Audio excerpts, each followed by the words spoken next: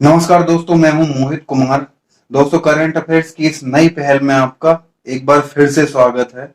दोस्तों, इस नई पहल को आपके सामने प्रस्तुत करने का हमारा उद्देश्य यह है कि आपको परीक्षा के लिहाज से दिन प्रतिदिन अपडेट रखा जाए ताकि आप अपनी परीक्षा में बेहतर से बेहतर परफॉर्मेंस कर पाएं। दोस्तों, पहला क्वेश्चन है world day for culture diversity for dialogue and development कब मनाया जाता है? हमारे पास ऑप्शन है 20, 21, 22, 23 मई।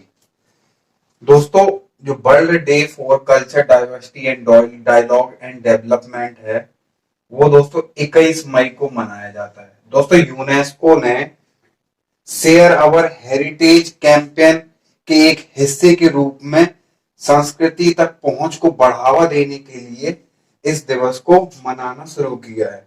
दोस्तों, 21 मई को हम लोग एक डे और मनाते हैं जिसको है बोलते हैं international T day. Next question दोस्तों देखते हैं, खबरों में रही बाल गंगा बांध परियोजना का संबंध किस राज्य से है? ऑप्शन ए है आपका महाराष्ट्र, ऑप्शन बी है आपका तमिलनाडु, ऑप्शन सी है पंजाब, हिमाचल प्रदेश। दोस्तों, खबरों में रही बाल गंगा डैम उन 14 इरिगेशन प्रोजेक्ट में है जो एंटी करप्शन ब्यूरो स्कैनर के अंतर्गत आते हैं। दोस्तों, बॉम्बे हाई कोर्ट ने ट्रिब्यूनल के फैसले को इस बाल गंगा बांध परियोजना के संबंध में ट्रिब्यूनल के फैसले को ठुकरा दिया है।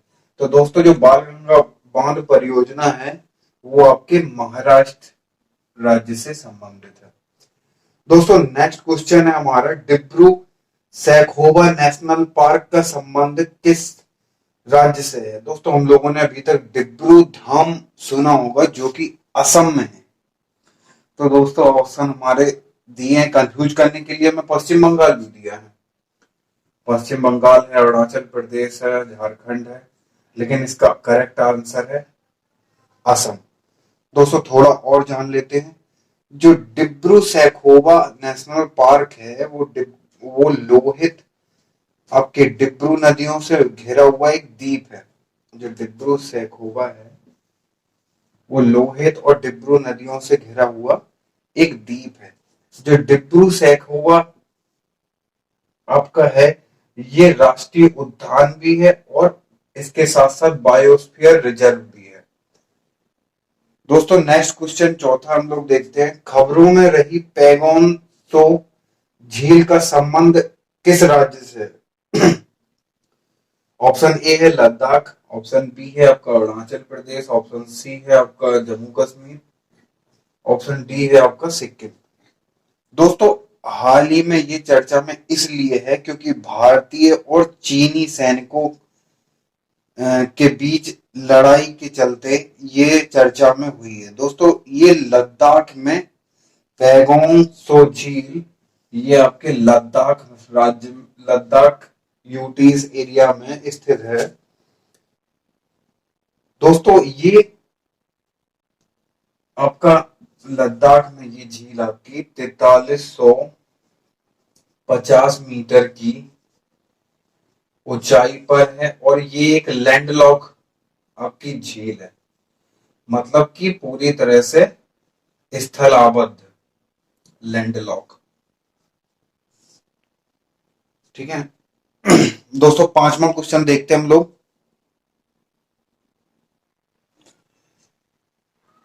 दोस्तों, क्वेश्चन नंबर पांचवा देखते हैं, हाल ही में किस मंत्रालय ने नेशनल अभ्यास नामक एक मोबाइल ऐप लॉन्च किया है?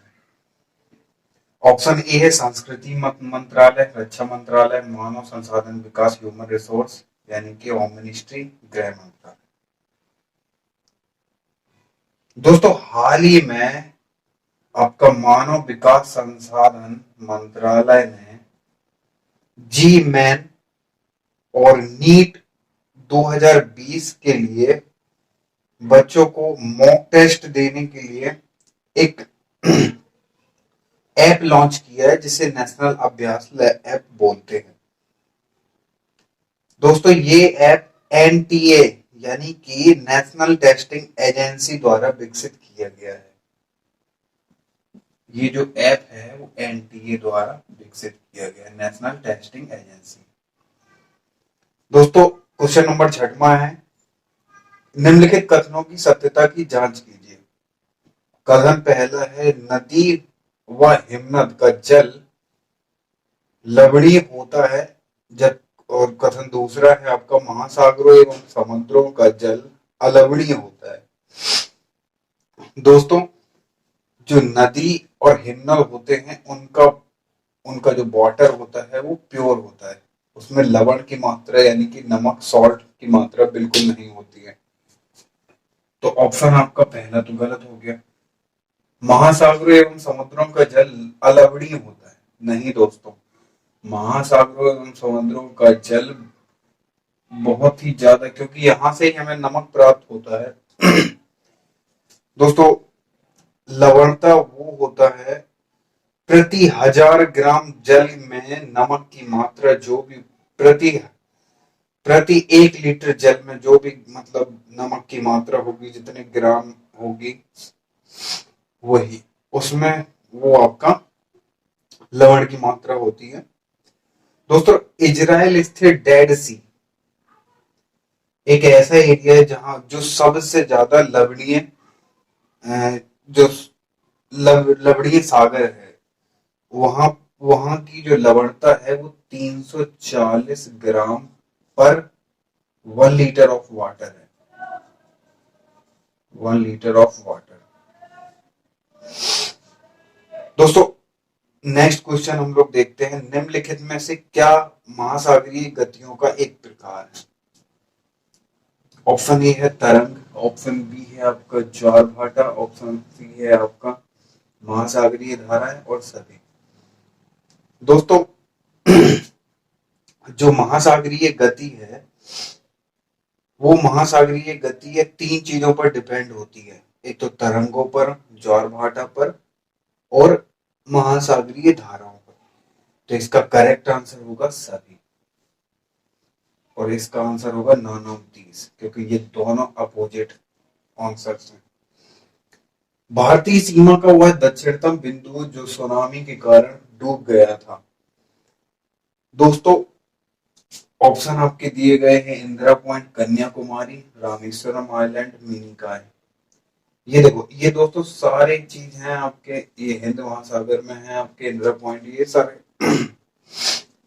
तो ये दोस्तों सुनामी की बात है, यानी कि 26 दिसंबर 2004 में जो सुनामी आई थी उससे अत्यधिक विनाश हुआ था।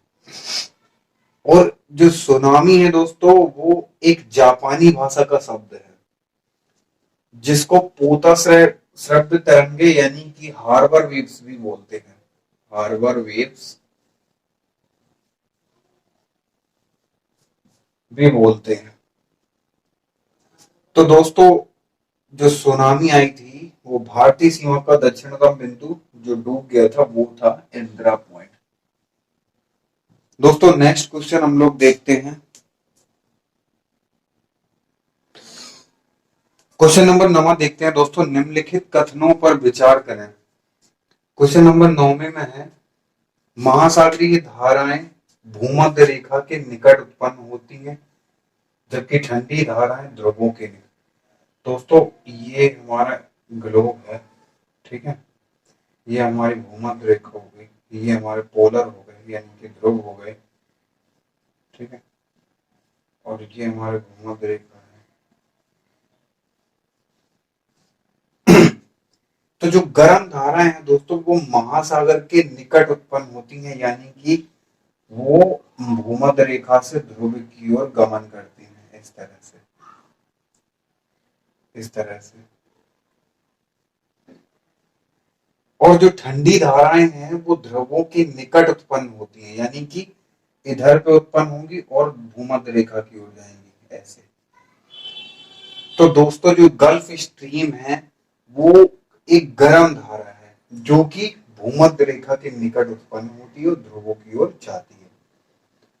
इसी तरह से जो लेब्राडोर है वो एक ठंडी धारा है, वो पोलर यानी कि ध्रुवों के पास में उत्पन्न होती है और भूमध्य रेखा तक आती है, इक्वेटर तक। दोस्तों तो इसमें पूछा गया है कि गर्म धाराएं भूमध्य रेखा के निकट उत्पन्न होती हैं, सही बात है। दूसरा आपका कथन है, दूसरा स्टेटमेंट है, महासागरीय धाराएं ध्रुवों के निकट उत्पन्न होती हैं, ये भी सही बात है। तो ऑप्शन आपका सी यानी कि बोथ 1 एंड 2 आपका सही हो जाएगा। ठीक है दोस्तों, नेक्स्ट 10वां क्वेश्चन देखते हैं। ज्वार-भाटा के संदर्भ में क्या सही नहीं है, ये पूछा है दोस्तों। सबसे अगर इस तरह का क्वेश्चन पूछा जाए क्या सही नहीं है, तो सबसे पहले तो पूरी ध्यान पूर्वक जितने भी ऑप्शन दिए गए हैं सारे ऑप्शंस को बहुत ध्यान पूर्वक पढ़ना है। अगर आपने ऑप्शन समझ लिए तो आप जाहिर सी बात है कि आगे आप क्वेश्चन सॉल्व कर ले जाएंगे।